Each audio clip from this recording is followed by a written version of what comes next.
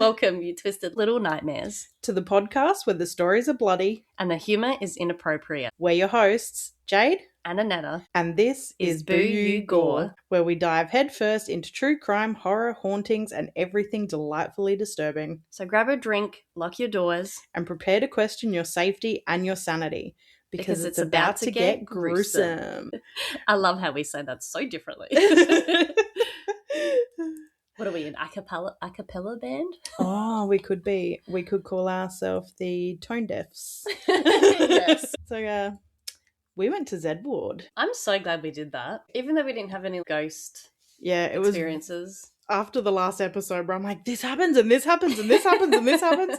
And then we go and it's like, cool. Yeah. And then everybody that I told I was doing it, they were like, oh yeah, Z Ward. Oh, you're going to see some shit. No. And that was the most quiet it has ever been there. I think the only thing we really got was when we were in the cell and we were both getting our butts tickled. And when we could hear like the furniture moving.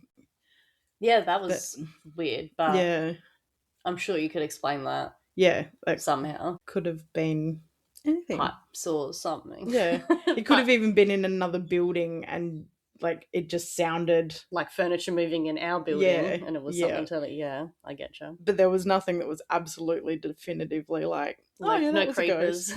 Yeah, no creepers. It was interesting to learn the terminology and things they use. Yeah. Like that. Yeah. We should have stayed for the hunt. It was still a good night. Yeah. We'll just have to go back and do the hunt. Yeah, and do the tour again and hopefully they tell us something different. And we'll do it on like the murder mystery tour. Do the murder mystery tour and then the hunt, because then you'll get different stories. And you get actual like the ghost tour. Yeah. So I think that's why she just mainly focused on that as opposed to like the history. Like when you do the murder mystery one, you get actual stories of inmates. Yeah. So they tell you like what they're in there for and stuff. So yeah. That's cool. That's interesting. That would be interesting. But it was a great night. It was very relaxing. It was. That 5-minute lockdown was like a cleanse. Yeah. It was just so quiet in there. And now you understand what I mean when I say cozy. Yes. I laughed at you. I was like, Jade's happy place. And then you go in there like, wait, this is our happy place. That is our little segue to a not so happy place. So today we're talking about Leonard John Fraser, who was actually Queensland's first ever serial killer. And prior to them knowing he was a serial killer, he already had earned the title, the Rockhampton Rapist. The title? Yeah. So he's just an all-round general piece of shit, really, as you will get to hear. So it's August 1998 in Rockhampton, Queensland. 14-year-old Natasha Ryan was dropped at school like any other day. Nothing seemed different or suspicious to her mother that morning. So after school that day, Natasha visited a local movie theatre, and this was the last place that she would ever be seen before vanishing. When the teen failed to return home that evening, her parents quickly notified police. Natasha's parents had been separated for some time, with the young girl living with her mother Jenny in Rockhampton. Her father, Robert, lived nearby and both parents were still very active in her life. When they reported their daughter missing, Ryans mentioned to the police that things at home had been unsettled after they discovered that 14-year-old Natasha was secretly dating a then 22-year-old Scott Black. So 14 and 22 is disgusting. So the Ryans demanded the pair separate, but Natasha would not have a bar of it. This led to her disappearance originally being considered a teenage runaway case. Mm-hmm. So I mean, you can't blame the police for that. Police investigated Scott and could not find any evidence that the young girl had fled to be with her much older boyfriend. Leaving no stone unturned, however, Rockhampton police began a more serious search for the teen. Multiple man-hours were spent trying to locate Natasha, sadly to no avail. It was at this point that the police had to admit that perhaps this was something much more serious than a teenage runaway. Investigations led Rockhampton police to assume Natasha had in fact been killed, and they suspected fellow teen and her very own best friend, I'm very sorry if I slaughter this, Mayowa Tokatua, who was also just 15 years herself. I was not able to find what led police to believe this. However, it was proven that Mayowa was absolutely not involved in Natasha's death. So I'm assuming she was maybe just the last person seen with her or something, and that's why they thought she had done Fingers it. But pointed to her. Yeah. but they'd proved that she had nothing to do with it. While police conducted extensive investigations into Natasha's disappearance, they noticed many similarities to other missing person cases in and around the Rockhampton area. Multiple women had been reported missing and were gone without a single trace. All of the women seemed to be of middle or lower class, described as kind, gentle, funny, and troubled. The girls all had troubled home lives, mental health issues, or drug habits, and police absolutely noticed a pattern. Was this just an uncanny coincidence, or did Rockhampton have something more serious on their hands? Enter Leonard John Fraser, the Rockhampton Rapist. I keep going to say Rockinghampton every single time. The Rockinghampton Rapist. No. So, born in Ingham, Queensland in 1951, Leonard was the fourth of 5 children born to his parents. The family moved from Ingham to Sydney around 1957 and settled there to raise their family. While his parents remained together, Leonard did not have the perfect picket fence life. His family home was dysfunctional, unstable, and violent, with reports stating that he was repeatedly beaten by his abusive father. His home life was described as one where dishonesty and deceit were both celebrated and encouraged. This was Leonard's version anyway. In actual fact, Leonard's father worked away from home digging firewalls in the forests, leaving his mother to run the household as the sole parent. She was the homemaker and the sole disciplinarian. When he was home or working close to home, it's reported that Leonard's father quite often took over the parental duties to allow his wife a break. He even took the kids to work with him on occasion. Like that in those days, like in the 50s, 60s, like for the dad to be like, hey, I'll take the kids so you can rest. That was not very common. And it doesn't exactly scream like bad dad.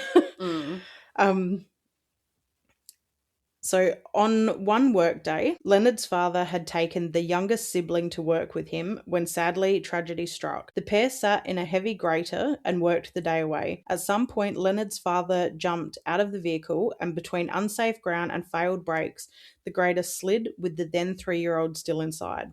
When the grater collided with the tree, the child was thrown from the vehicle and subsequently run over by it, killing the toddler instantly. Holy crap. How fucking terrible. You would feel so bad. Oh, yeah. Trying to do a good thing. And then, oh, how horrible. And to be there and witness it all, too. Yeah, hard, yeah. So Leonard would later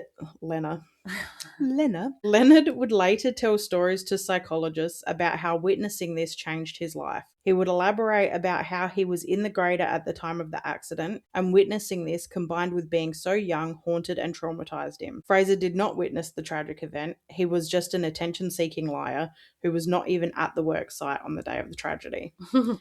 So how much of his childhood stories of abuse can actually be believed? At school, Leonard was less than an ideal student and struggled greatly academically. His teachers reported he had a very poor attention span and could not and would not sit still, which we now know are classic signs of ADHD. However, in the late 50s and early 60s, he was just a very naughty boy. So he would often return home with money and toys and would tell his parents elaborate stories of how he obtained these. Future events would lead us to believe that they were all stolen. At 14 years old, Fraser was expelled from school for low grades. However, his version of why he was expelled was a detailed ruse of how he got in trouble for punching a fellow student, another fabricated Fraser fable. This ended his schooling career for good, and the troubled teen dedicated himself to being a general nuisance. In the early years of his budding career, he would steal relentlessly. He took a motorbike and rode it to Perth, and he stole Perth? Yeah. Oh my God. From Sydney. And he stole a transmission from a car while it sat on the side of the road. That's fair effort. Right? Like, when I was reading that, I was like, I mean, if you can go to that extent, you kind of deserve to take the transmission. Don't steal my transmission. But, like, that's a fucking big fair job. Bit of work, yeah. Yeah. I want to know how he got the trans out from under the car. And that's a big thing as well. Yeah. Like to hold it himself, to carry it himself. Yeah. To get it out, like, all on his own. And it must have been like a 4-wheel drive or something higher, because if it was a sedan, he wouldn't have the room to get it out unless he was able to jack the car up. Yeah, and how did he... That's it. That's that insane. Would be fairly obvious. He's just working on the side of the road. Yeah. And I suppose if he was just doing it and someone came past, they would just assume he's just working. No one's going to be like, hey, do you have the right to remove that transmission? They're just going to assume that it was his car and he was working on it. After these and many more petty crimes, Wow. Jesus, I wonder how many times his name's going to change. So we've got Lennon. We've got Leonard. What was it before? Lena.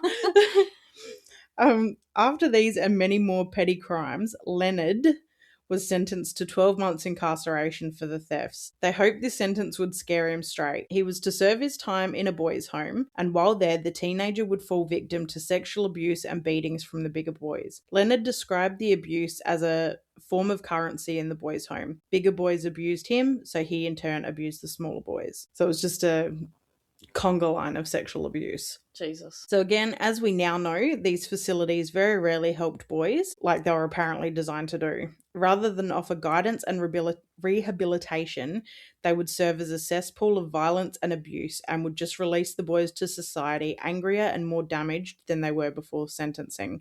100%. Yeah. With many graduates of this particular facility going on to become hardened criminals as adults. So his all of his files are sealed. Mm-hmm. So I couldn't find like what actual facility he was at. There's so many things that I couldn't find information on because for some reason his record's sealed. Like redacted or whatever it's called. Yeah, like you just can't even access it. Oh, wow. Yeah. So the stay in the boys' homes did very little to deter Leonard from his life of crime. And upon release, he was straight back to being a menace, being arrested for stealing cars, drug offences, assaults, and DUIs. Fraser would first be accused of sexual assault in 1968. He was, I'm winging this bit because I only found it out at the last minute and I haven't entered it. He was arrested, charged, and released without penalty. He was put out on a good behaviour bond. So while on that good behaviour bond, in 1972, a French tourist would approach Fraser in the Botanic Gardens to ask for directions. Instead of giving her directions, the monster raped and beat the woman, leaving her in an unconscious heap in the gardens. Oh my God. She was so badly beaten, she had a broken cheekbone and damaged eye socket and had suffered such severe internal injuries that she would be left unable to have children. Holy shit. Leonard left a thong at the scene. Now, in Australia, that's a flip-flop. It's not underwear. I didn't. I wouldn't have put that together to have to say that. I was like, as I was writing it, I was like, do I clarify? I'm not 100%. calling it a flip-flop. It's a thong. So he left a thong at the scene and he was quickly apprehended. He was sentenced to 5 years for that assault, but would only serve 18 months and was released in June of 1974. He's left that woman with lifelong injuries and he served 18 months for a crime he committed while on a good behaviour bond. So he's obviously not... Yeah, that's insane. Same as this dude that stabbed the Ukrainian girl. Yeah. I'm forgetting her name. It's horrible of me. Arena? Yes. Yeah. Yeah. But he pleaded insanity. Like, I know he's cooked in the head to have done that. But 100%. That, and he was active in the justice system. Like, he was in and out of jail. Yeah, he was multiple on times parole. released. He was on all of this stuff. Like, if you're unfit for society, yeah, why do you keep releasing him? Yep. He's proven multiple times that he's obviously not going to do the right thing. There's got to be a point where, like they were saying when we were at Zedward the other day, there needs to be a held at the governor's pleasure. Like, once you've proven you're an active, responsible member of society, then you get another chance. Until then, no.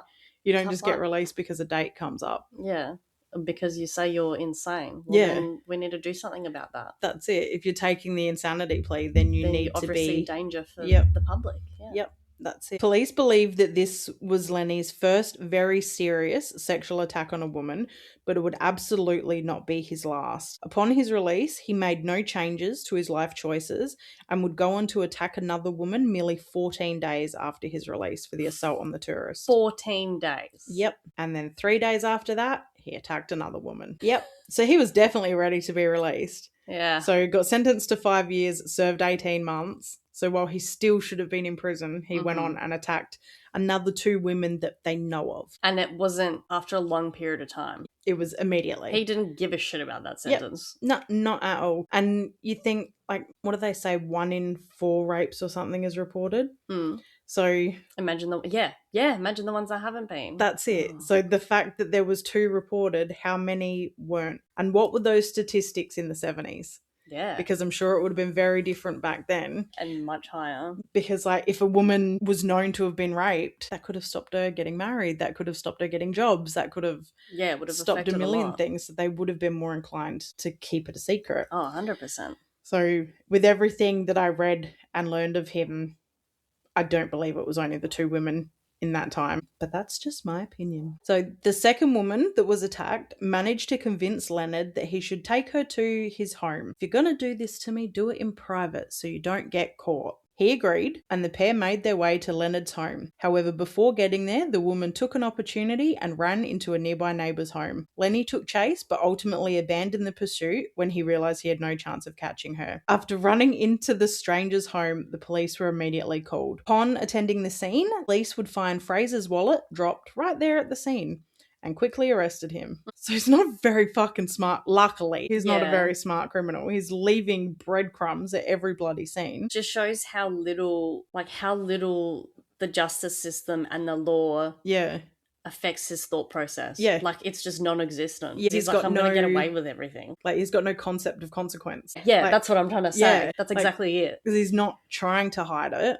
Yeah. And you've got this person that now we're up to, 5 or 6 attacks already, and is in his early 20s. And that's 5 or 6 attacks that have been reported. He's showing that he's not changing. He's not making any effort, and he doesn't give a fuck because he's not trying to hide anything. He's not caring about evidence. He's not worried about shit he's leaving behind. Yeah. Like, he just doesn't. I mean, I guess on the flip side too, that can also be an argument for his actual sanity and mental health because he doesn't comprehend. But that's when you're a just piece of shit, yeah, you don't get to like, he has no empathy. He's one of those. He's a psychopath. Absolutely a psychopath. A psychopath.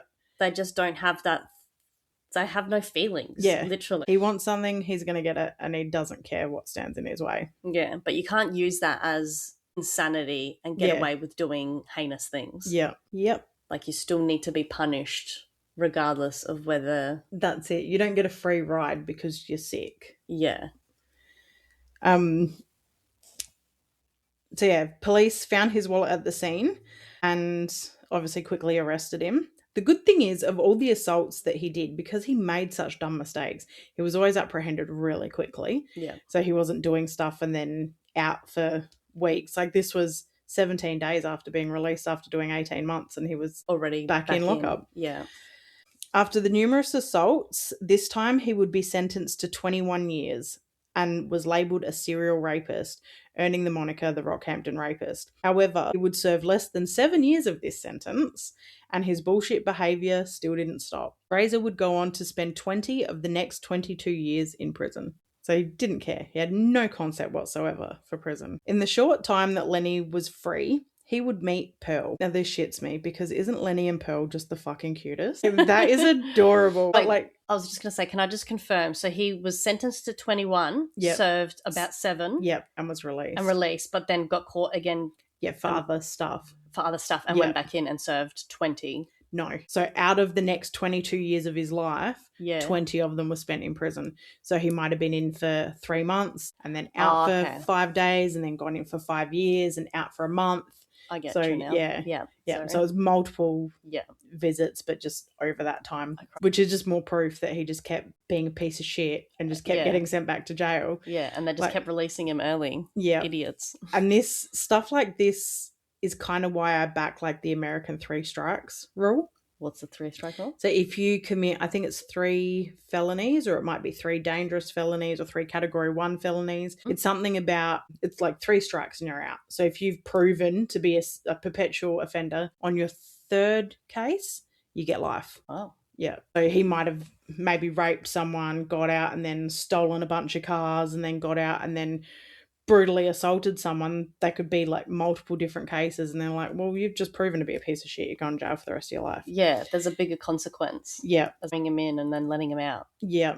And you see, like, even on like kind of side quest here. Like, I watch cops on YouTube all the time, and you'll see people get pulled up and they're on parole and they'll get caught with crack or something. Mm-hmm. And the amount of crack makes it a felony charge. And they'll be begging the cops, please, please don't. Like, do me for a misdemeanor. I'm on my 3rd strike. Yeah. So that little bit of crack that they get caught with could send them to jail for the rest of their life. Yeah. Because it's another felony charge. Well, yeah. Don't drive with crack. Exactly. Don't do dumb things.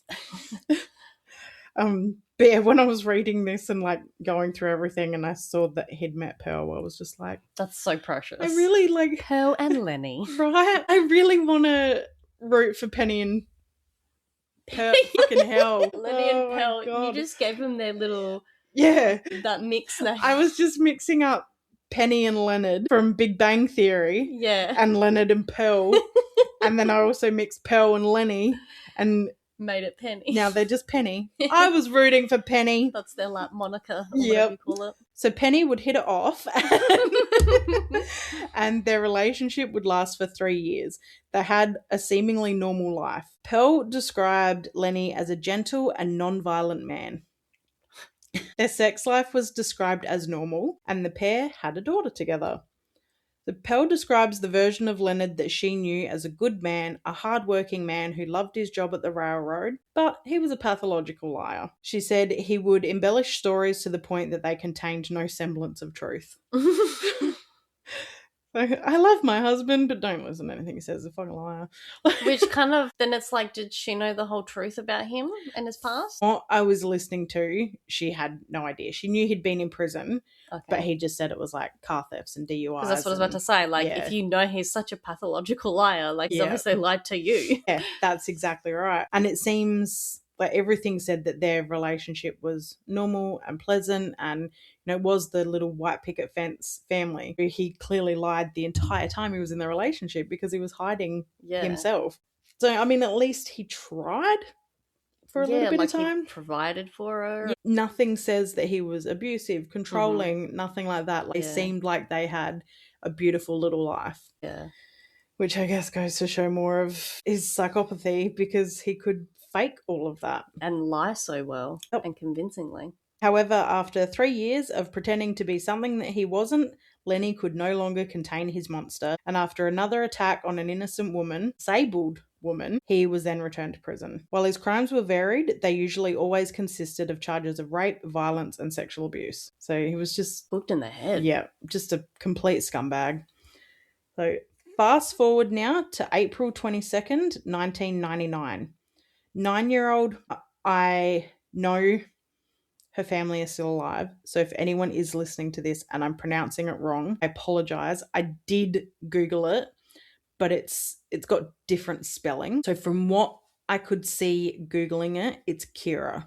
Mm-hmm. So it's Keyra. I would have pronounced Kyra, but Google says it's Kira. So I hope that's correct. 9-year-old Kira Steinhardt was walking home from school in Rockhampton. She took a shortcut through a vacant lot and never made it home. Her parents quickly alerted to police to her disappearance and reported her missing. So she was described as a regular, happy-go-lucky, reliable child she wouldn't go astray. She would just walk home from school. Like, she wasn't a nuisance or a naughty kid. So her not coming home was out of the norm. Mm-hmm. A witness would come forward stating that she saw the child walking through the vacant lot when a dishevelled man ran to catch up with her, beat her over the head from behind and dragged her into the long grass. This infuriates me. I don't care if I end up dead because of it.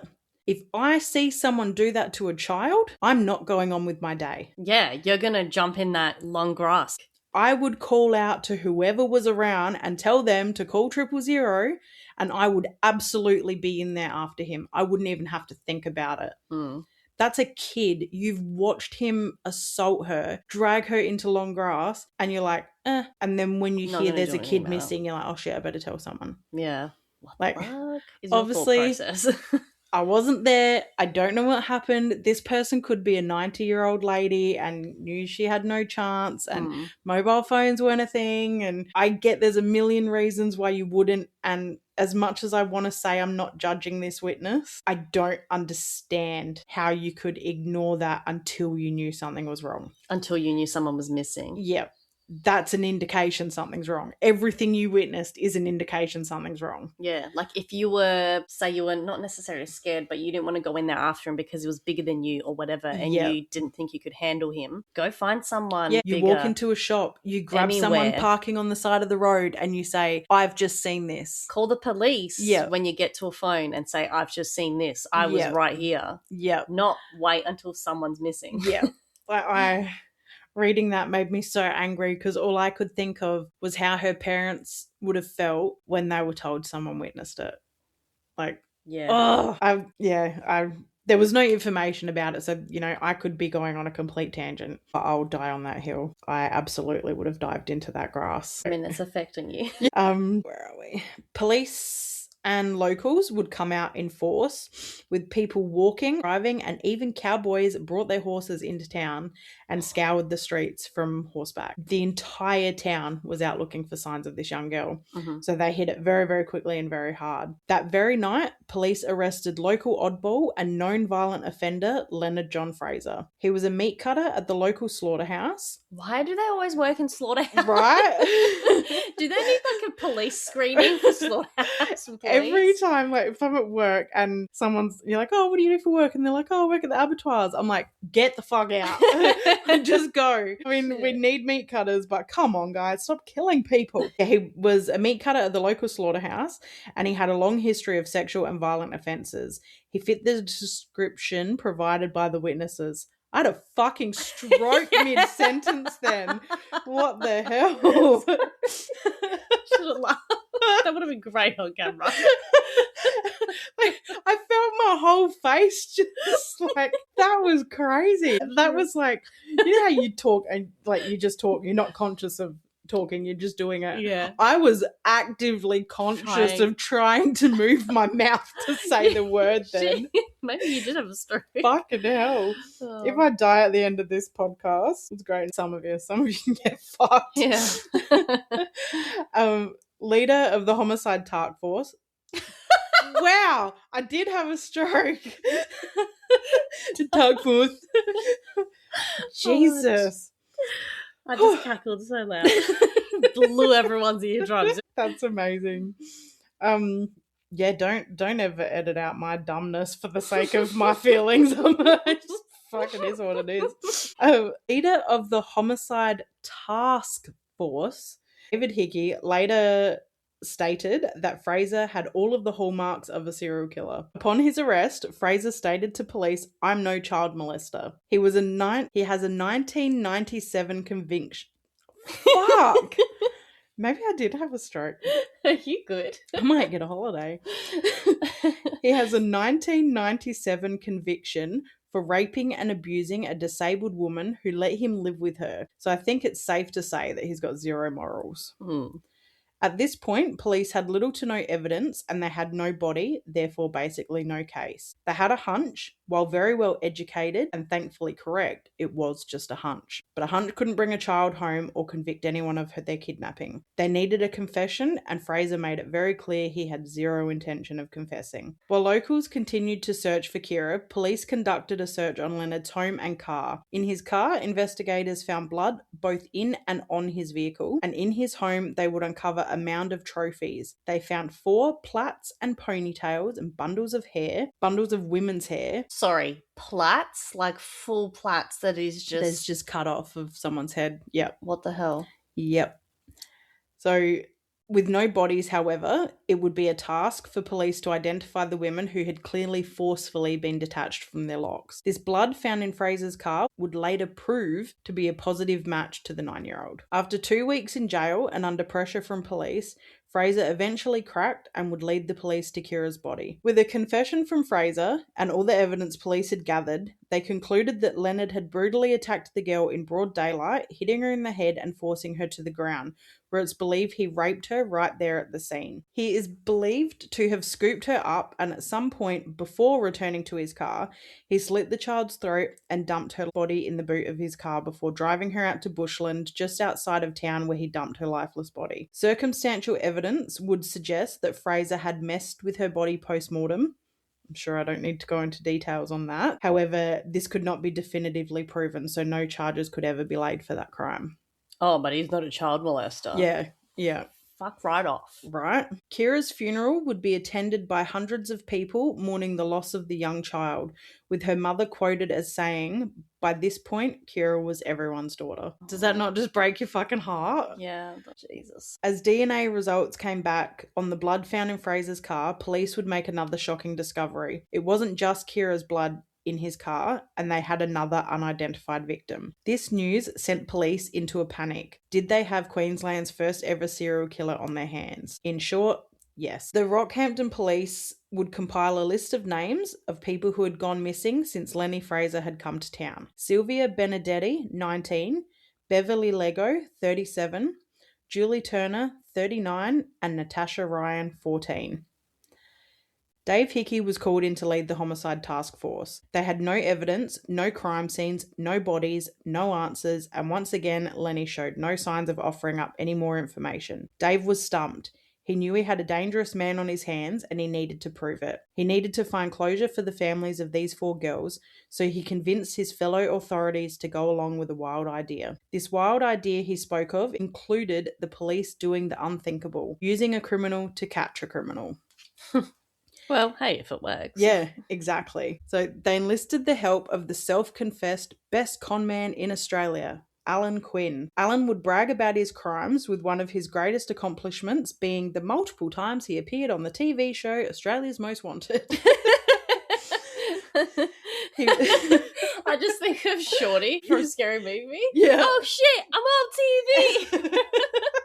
Oh my god. Well, he was proud of it. He's probably reacted exactly the same. Oh, that's another one of mine, boys. So it was a con man. So he was more of like a white collar criminal. So while he still caused massive damage to people, he wasn't a violent offender. Yeah. So he was devastated by the news of the missing girls and was eager to actually do some good to compensate for the terrible life he had led. Quinn was serving a time for a bank heist when Fraser was sentenced to Kira's murder. Fraser took a liking to Quinn and would spend hours of the day talking with him. Quinn approached police and floated the idea that he could get Fraser to confess. "He likes me. He's speaking to me. I can do this," he would say. Excited to embark on the biggest con of his life, Quinn would brag that only he could crack this case and he would crack it wide open. In the old prison yard, the two would walk laps, talking, laughing, joking, and all the while Quinn worked Fraser, who was none the wiser. Quinn knew how to get people to trust him, and he used this skill to do good. For once. Alan would take notice of how excited Fraser would get when the two would speak of serial killers. Alan used this excitement to plant seeds in Lenny's mind. "The most important part of being a serial killer," Quinn would say to Lenny, "is that people know how many victims you have. They need bodies, they need the stories, they need proof, and you get your notoriety. You get your label." Lenny told Quinn how he wanted to be moved from the prison to a psych ward. "They don't do that for one murder, mate. You got to do better than that. Got to prove you're a psycho. That'll get you the transfer." Eventually, Lenny would open up to Quinn about the crimes, and Alan urged police to get Lenny moved into his cell so that they could talk more in private. Or so Lenny thought. Alan Quinn was wired for sound, and so was the cell that the men now shared. Quinn put himself at great risk for this case, and he delivered everything he promised he would. After 2 years of gaining Lenny's trust, he started discussing everything. The kidnappings, the rapes, where he met the women, and how they were killed. 2 years started him up. That's commitment. Oh, it gets even better. This is like a TV show drama. Oh, there's everything in this case. It's crazy. Quinn was getting such good results that he requested to stay incarcerated after his sentence ended. What? Right. He wanted to finish what he had started, and he wanted locations of the bodies. He did some shitty things, but wanting to stay in there. Yep. That's pretty good. Yep. And I suppose because he's already put so much time into that, couldn't walk away he'd from want it. The whole thing to be, I did that kind of thing. Well, it was his way of making amends. Yeah. That's one way to see it. And I think because nothing of what he did was violent, he would have seen what Lenny did as disgusting. Yeah. It would ultimately take Quinn 9 months of volunteer incarceration to get the answers he wanted. He stayed in for 9 extra months. And that's a long time. We sat in that cell for 5 minutes. Yeah. And we said it was peaceful. Yeah. But imagine doing 9 long months. time. And the whole time knowing, so that's now 2 years and 9 months that he's in there with Lenny, knowing the whole time this guy's a fucking serial killer and a rapist, and knowing he's a scumbag piece of shit, and you've got to sit there with him and be entirely fake the whole time because you've got to keep this character that's keeping that scumbag talking. Yeah. Like, because if he knew that you didn't like what he did, he'd stop talking. Yep. So there's 2 fears of revealing that you didn't like what he did, but then there's also he's a serial killer. He's violent. What if he kills you in your sleep? What if he catches one of the listening devices on you? Yeah. What, like there was so many risks that he took, I suppose. He was at risk that whole time, and he did it all for the greater good. Yeah. I didn't put it in here, but when I was looking into it, once Quinn was released, he never committed another crime, never ended up back in prison, had a girlfriend, lived a normal life, and I'm so happy for him for that. Yeah, really, I guess, rehabilitated himself and did something too. Yep, absolutely. So this was Quinn's good deed, his way of making up for all the pain he had caused over the years, and he was going to see it through no matter what it took. I used every trick in the book, Quinn would say, and eventually it all came out, every sordid detail. He conned him into spilling everything. Quinn had even somehow lined up the governor's private plane to fly the men to the locations of the bodies. Wow.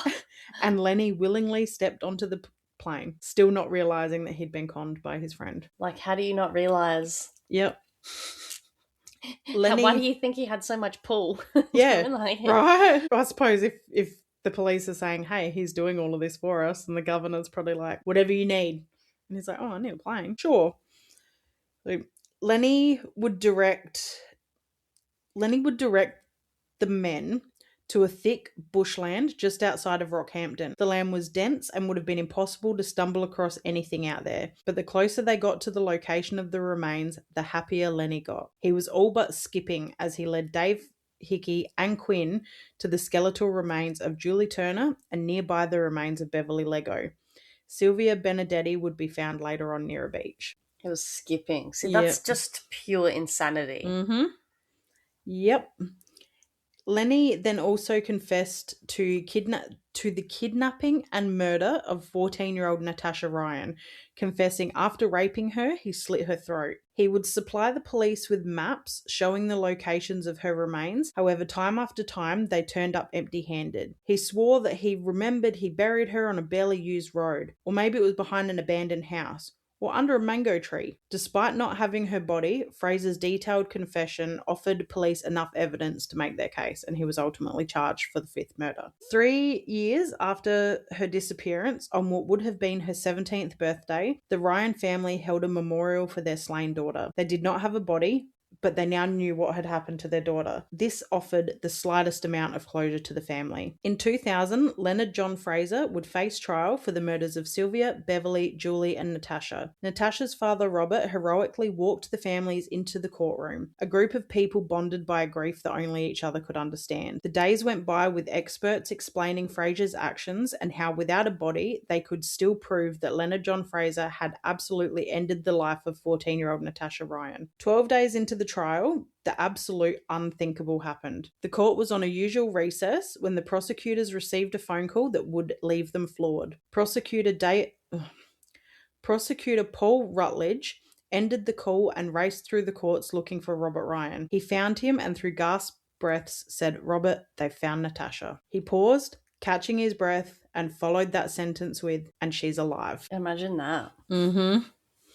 Almost 5 years after she disappeared from a Rockhampton movie theatre, Natasha Ryan was on her way to the police station where she would be formally identified as the missing teen. Once at the station, police had Natasha call her father Robert. Upon answering the call, he heard the words, "Dad, it's me. It's Grasshopper. I'm alive. I love you, and I'm so sorry." So Grasshopper was Robert's nickname for Natasha. So as soon as she said, "It's Grasshopper," he knew definitively that it was her. Robert dropped the phone and says he can barely remember the rest of that day. After an anonymous tip-off received by police, they would attend a residence nearby the Ryans' very own home. It was the home of Natasha Ryan's boyfriend, Scott Black. Police searched the home, and in a bedroom cupboard, they found a now 18-year-old Natasha. She had been right under the family's noses the whole time, hiding less than 3 kilometers from her mother's home. That's insane. Yep. And if she had this, like, close relationship with her dad that they had, like, nicknames and shit. Yep. Mm-hmm. Such precious ones. You can just, teenagers, right? Yeah. Natasha had spent the last almost 5 years living with Scott, hiding in a wardrobe when he had visitors, and only leaving the home at night under the cloak of darkness to visit the nearby beach. Imagine doing that for 5 years. What kind of a life is that? So being found alive and well, Natasha was subpoenaed to the court to testify that she in fact had not been murdered by Fraser. Paul Rutledge has the strange honour of being the only prosecutor ever to cross-examine the deceased. Because of the confession, she was classed as deceased. With Natasha basically having no choice but to testify for the defence on Fraser's behalf, this opened the option for the defence to fight the authenticity of Fraser's confessions, citing that he made up stories to make himself seem more notorious than he was, that this was done with the intent to reach serial killer status, and so he could receive a transfer to a psychiatric facility. They argued that if he swore to killing Natasha, who was in fact alive, how could his word be taken as gospel? He was a sick man seeking notoriety, and he was a notorious liar. I would say the fact that... That's my next paragraph, so I'll shut up. You do what I do and you jump. Yeah. In the end, the defence's tactics were just that, tactics. Fraser had led police to the bodies of the other women. How could they just be stories? So despite Natasha's testimony, he was sentenced to multiple life sentences for the murders of Kira, Sylvia, Beverly, and Julie. And great news for Lenny, 4 still makes you a serial killer. What's the 3? Yeah. And then you're a serial killer. So it's got to be 3 at separate times. Oh, I feel like we've said this before, yes. Yeah. So like if someone walks into a house and kills 3 people in one hit, they're a spree killer or a mass killer. Yep. But if it's 3 separate times, that makes a serial killer. Yeah. Leonard John Fraser, I put in here he received multiple life sentences. That's incorrect. He received indefinite sentences. So he was in prison till the day he died. Okay. So it wouldn't have mattered what happened. He was never getting out. So Leonard John Fraser didn't kill for passion, for greed, or for purpose. He murdered because he was a horrible, sick, damaged, deranged man. He deserves no sympathy and no praise for his confessions. He deserved his sentence, and his victims deserve their stories to be told. However, they were lost details in the insanity of this case, with Natasha's story quickly taking the spotlight. Sadly, he would only serve a small amount of his time as he died shortly into his sentence. Only 7 years in, Lenny would die of natural causes in the Princess Alexandra Hospital in Queensland after suffering a heart attack in the Woolston Correctional Centre. Only 10 years after his attacks began, the families of Leonard's victims were, while being glad he was dead and their ordeals were over, were somewhat disgruntled that the murderous pedophile didn't suffer in jail longer. So let's hope that wherever Lenny ended up, it's somewhere pretty fucking warm. With a pineapple. Yeah, with a pineapple. So back to Natasha. While her father was happy that she was home and promised her he loved her and they would make it through this, Jenny Ryan, Natasha's mother, was furious. She stated that she hated her child and could have grabbed her and shaken her senseless. However, as soon as she saw tears running down the face that she thought she'd never ever see again, it all went out the window. Her anger subsided and she just fell into her daughter's big brown eyes. In a 60 Minutes interview, Natasha admitted that after running away to be with Scott, she didn't expect the massive search efforts for her, and the longer they went on, the more and more attention was put on her case, the harder it was for her to come forward and confess what she'd done. She was convinced that she would go to prison if she came forward, and she was scared for what would happen to her much older boyfriend if people found out where she was. She has always stuck to the story that it was her idea to run away and to hide, and she was in no way enticed or convinced to do so by Scott. In the same interview, she said that she spent her days cooking and sewing, and when asked why she did it, her only answer was that she was angry with everyone. She didn't want to be at school, she didn't want to be at home, she didn't want that life. Honey, you're 14. Fucking suck it up. Natasha and Scott were each fined $5,600, and the state of Queensland saw $120,000 in costs for the expense of the search for the missing teen. Luckily, she was paid $120,000 for her interview with 60 Minutes. Oh, God. Good old 60 Minutes. Now, I found multiple stories on this. So I found some articles saying that Scott was sentenced to a year jail for his part in Natasha's disappearance. And then I saw other things say that he received no jail time. So it's hard I'm not sure what happened there. Because that's essentially not lying to the law. How do you, like, well, what's you would think it would like almost be kidnapping, really. Like, yeah, like he might not have taken her, but he didn't hand it back. He and lied to law aided and enforcement. abetted her hiding. Yeah, he lied to the police that she was there. He knew that she was missing, and the age difference as well. That's a big And like they didn't even come forward when Fraser was charged with the murder. Someone anonymously sent a letter to the police station that had the phone number. So what it was it was just a note that had the phone number for the house, and it said Natasha Ryan's here. So then police traced the phone number, got the address, realised it was Scott's house, went there, and they were like, hey, we're going to come in and look for Natasha. Oh, and he was like, second nosy. Oh, shit. And they opened a wardrobe and she was just sitting inside the wardrobe. That's insane. Like, you would think if there was ever a time to come forward, it would be when someone is being charged with your murder. Okay. Even like if she would have seen that, what his previous crimes were, that's just yeah. And like the way everything was advertised, I don't think you could live in Rockhampton and not know that this was going on. Yeah. So ultimately, Scott and Natasha would reunite and be married. They went on to have 4 children, and Natasha went on to become a nurse. Oh, wow. On the 2nd of June 2024, Natasha's body was found at a Queensland golf course, and police say her death is not suspicious, and it's believed she died on or around June 2nd. Now, this is right? This is purely speculation, but generally, when police say a death's not suspicious and they don't mention natural causes, it's usually a suicide. Yeah. I didn't find anything that confirmed that, but it all just says that she was found dead and it's not suspicious. So I would say she took her own life. She remained married to Scott until her death. Natasha's family asked that people remember her for the life that she built and not the lie she told. So this leads us to our new segment, Missing Australia, where after each episode we will highlight a missing person. These cases will vary from recent to very old cases and will hopefully highlight the amount of people who one day vanished, never to be seen again. Let's band together and help get these families closure. So today's missing person is Jesse.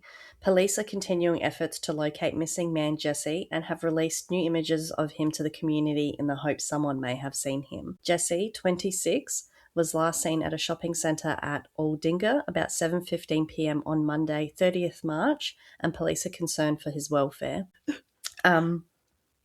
Jesse is 190 centimetres tall, with a stocky build, brown hair and brown eyes. He was last seen wearing a baseball cap, black hooded jumper, black pants and black shoes. I know that's not very light. Yeah, that's hard. Every single person ever. Yeah, Jesse is known to walk around the Aldinga area and frequent shopping centres and petrol stations. Anyone who sees Jesse or has any information about his whereabouts is urged to call the police assistance line on 131 444 and quote reference number 92654. So we'll post some photos of Jesse. And I think there's a couple of CCTV stills of Jesse as well from the Aldinga area on the day of his disappearance, I believe. Yeah. So we'll post those on our Instagram and have a link, I guess, to Crime Stoppers. Yeah, yeah. Well, it's not Crime Stoppers, it's like the, missing persons link. I'm pretty sure you can still call Crime Stoppers as well. Okay. So even though we don't normally ask this, we do ask that with the missing persons post, because they'll go up as a separate post, please share them. Get as much out as you can, get these faces seen, get people knowing who they are, get people recognising them and get them home, even if it is a bad story. Yeah. Even if they can't come home. Yeah. Get some closure for the families. Get some closure. And I know, like, I always joke saying Adelaide is such a small place. Like, you know someone in every suburb almost. Yeah. So literally just posting a photo of this person, someone Yeah. can have surely seen him and, That's yeah. it. And like, something bad could have happened, or he could just be cranky with his family and sitting at a mate's house hiding. Yeah. Like, But don't pull a Natasha. Don't hide. Yeah, that's it. And, if you're an adult and you are missing, you can just contact police and say, hey, I'm alive. I don't want to go home. I don't want to be contacted by them. That's and then it. the police at least can tell them they're not missing. And they can close your case so they can spend that time looking for people who are missing, not of their own accord. So if you are a missing person, make contact with somebody. And if you're not, then share these posts and let's see if we can get someone home to their family. Yeah, exactly. So yeah, we'll post some photos of Jessie on there. Wow, this was a cool case. I think this is going to be not cool. I shouldn't say cool. It'll be a nice way to highlight these missing people cases. Yeah. And hopefully, like you said, it's just going to shed light on it. And I think like social media can be a really powerful tool. That's it. And although our platform's not huge, every little thing that you share can help. Exactly. Like, you could be sitting on the bus next to this person every day, completely none the wiser. And you happen to listen to our little podcast and see this picture and then realise that. And then we become heroes. So that was a cool episode. There was so much that I had to cut out of it, or it absolutely would have been a lot longer, 2 or 3 parts. Yeah. And one of the things I did hate, though, was it was very hard to find any information about the victims. Okay. Like, I feel like Natasha's side of this story completely overran the victims, which is terrible because they were somebody too. Yeah. Like, they had family too. And they didn't get to choose to be missing. And they didn't get to come home. I get what you're saying. Like, what she did was a bit of a slap in the face to the other families. Yep. And one of I think it was Sylvia's mum said, like, she deserves no notoriety out of this. Yeah. She's a selfish little brat and what she's done has taken away from our family that are victims. And she's absolutely right. Because they wouldn't have received any, like, victims of crime money or anything like that? I'm not sure. I think if you're in a crime addle, you can like go to claim for it, whether they did or didn't. Yeah. Because then her receiving the $160K from 60 Minutes. Yeah. So she's like done this and it's like she's rewarded for doing it. Yeah. Which, like, I didn't think that you could profit from proceeds of your crime. Because that technically is a crime. Yeah, surely. But because it was such a long time. Maybe it wasn't, because if she could become a nurse, she would have to have a clear police record. Yeah, that's true. Obviously, she didn't get done the thing. I keep forgetting that you said she's not around anymore. Yeah. Yeah, and even that in itself, like, that girl had a life. Like, that's crazy. Yeah, to have done that. And 4 children. Yeah. That you've left behind. Yep. That was a good one. That was a good episode. Yeah, I could have made it double the length so easily. Even just his rap sheet alone, like, he was a piece of shit. And it sucks that he didn't feel like he was punished enough. Yeah. And that would be such a hard spot to be in as the family, because on one hand you'd be like, well, he's dead, it's over.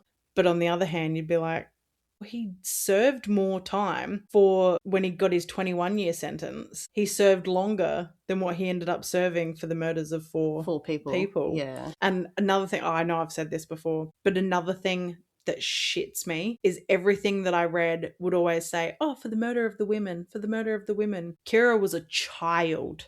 Yeah. Even the 19-year-old is a child. We've got to stop. And I've found that in so many cases where they're always saying, oh, the women. And we're talking about, like, the Bundy cases, the women. And how many of them were 12, 14, 15? That's children. Yeah, but a 9-year-old, though, that's definitely not a woman. That's it. Like, you're not... I don't know if it's almost hiding the depravity of it when you're saying, like, it's women. Like, no, it was women and children. But like, is it maybe not media, but is it a way they have to, I guess, present it to the public so it's not as traumatic? Maybe. But that's silly. Yeah, but we don't have that burden. We will say children. Yeah. He killed 2 women and 2 children. Yeah, because you know how the whole don't really publicising media about like suicides. Yeah. So maybe this is like that sort of, I don't know. And now we're even I don't living wanna in a make excuses society for it. where you're not allowed to say dead or killed or murdered on the fucking internet. Because you might have get to say blocked and unalived. banned. Yeah. These things need to be shocking. Yeah. Like if that offends you, but then there's shit like the Epstein. Yeah. we're not getting into it. So like if we're talking about murder and rape and apparently necrophilia, these things should be shocking. They should be offensive. Yeah. Like this is a really depraved thing that he has done. That's it. Like you should be disgusted by it. It shouldn't be wrapped in cotton wool so your little ears take it more precious. You should be disgusted. You should be appalled. And you just should be. Yeah, I get what you're trying to say with that. Yep. It's a tough line. Yep, absolutely. Yeah. So hopefully Kira, Sylvia, Beverly, and Julie are resting peacefully. Even Natasha. Hopefully Natasha is resting peacefully and has found her peace and her quiet, and hopefully he's getting a pineapple up the butt sideways. Love that. If you want to keep up with our latest episode releases, follow us on Instagram and TikTok. Boo You Gore podcast on literally everything. Give us a little follow on Insta, Spotify, Amazon, wherever you listen to us. We are on all major podcast platforms. Yep. But yes, show us some love and we'll keep some stories and episodes coming. And if you have a missing friend or family member that you would like highlighted on one of our episodes, send it in. Yeah, definitely. And we'll make like a highlights things right up there. Yeah, so they're constantly for everybody to see. And it would be great to be able to update on some of those cases. Whether it's a good outcome or bad outcome. Yeah, that's it. Thanks for listening. We'll catch you on the next one. Bye. Bye.